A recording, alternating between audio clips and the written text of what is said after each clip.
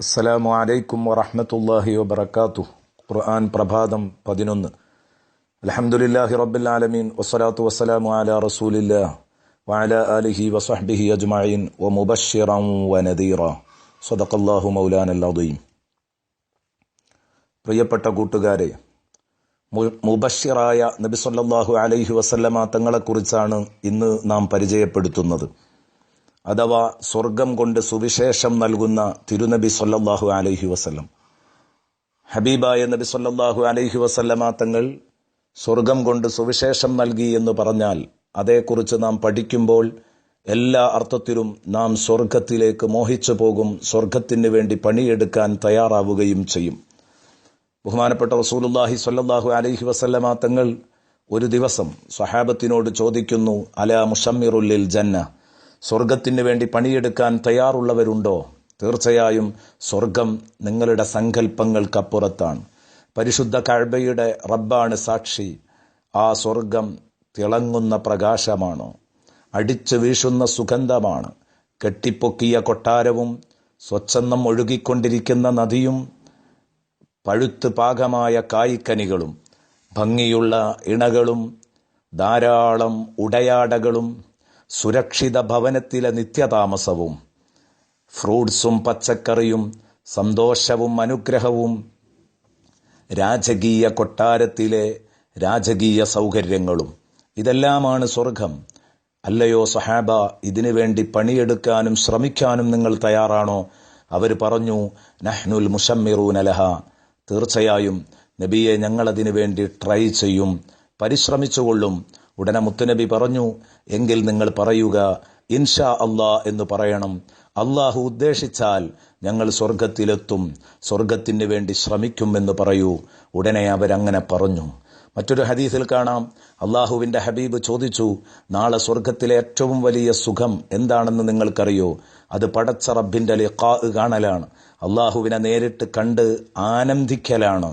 തീർച്ചയായും ഒരു ഭാര്യയും ഭർത്താവും അവരുടെ ശാരീരിക ബന്ധത്തിന്റെ ക്ലൈമാക്സിലേക്ക് എത്തുമ്പോൾ രതിസുഖം അനുഭവിക്കാൻ അതിന്റെ പരമകാഷ്ഠയിലെത്തി നിൽക്കുമ്പോഴായിരിക്കും അള്ളാഹു സ്വർഗത്തിലേക്ക് തിരുദർശനം അനുവദിക്കുന്നത്.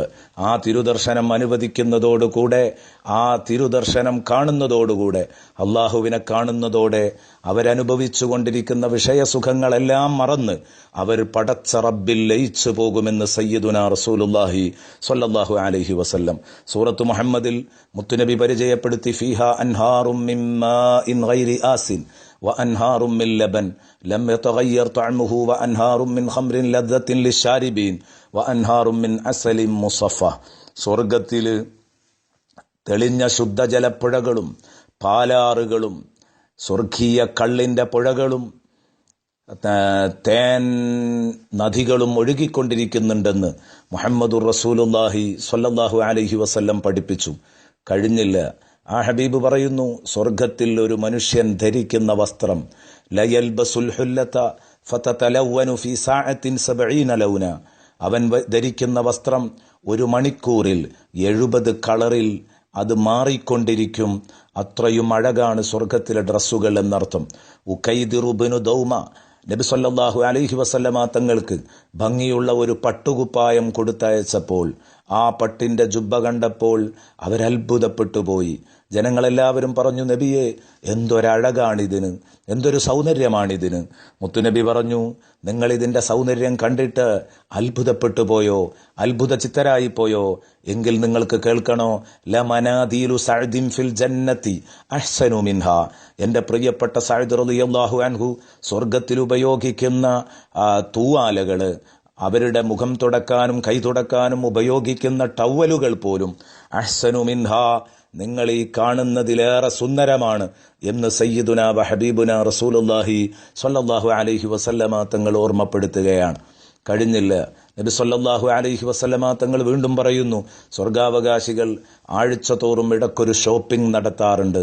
ഷോപ്പിങ്ങിന് പോയി തിരിച്ചു വരുമ്പോൾ അവരുടെ വീട്ടിലുള്ള ഭാര്യമാർ അവരോട് ചോദിക്കുകയാണ്, നിങ്ങൾ പോകുന്ന സമയത്തില്ലാത്ത സുഗന്ധമാണല്ലോ ഇങ്ങോട്ട് വരുമ്പോൾ നിങ്ങളുടെ ശരീരത്തിൽ നിന്നും വസ്ത്രത്തിൽ നിന്നും വരുന്നത്. എന്താണ് നിങ്ങൾക്ക്? അപ്പോൾ അവർ തിരിച്ചു പറയുന്നു, ഞങ്ങൾ അങ്ങോട്ട് പോകുമ്പോൾ ഇല്ലാത്ത നറുമണമാണല്ലോ ഞങ്ങൾ തിരിച്ചു വരുമ്പോൾ നിങ്ങൾക്കും കാണുന്നത്. ഇതാണ് സ്വർഗത്തെക്കുറിച്ച് മുത്തുനബി നൽകിയ സുവിശേഷം. അള്ളാഹു ഈ സ്വർഗം നേടാൻ നമുക്ക് തൗഫീഖ് നൽകട്ടെ. ആമീൻ ബിറഹ്മതിക യാ അർഹമർ റാഹിമീൻ. അസ്സലാമു അലൈക്കും വറഹ്മത്തുള്ളാഹി വബറകാതുഹു.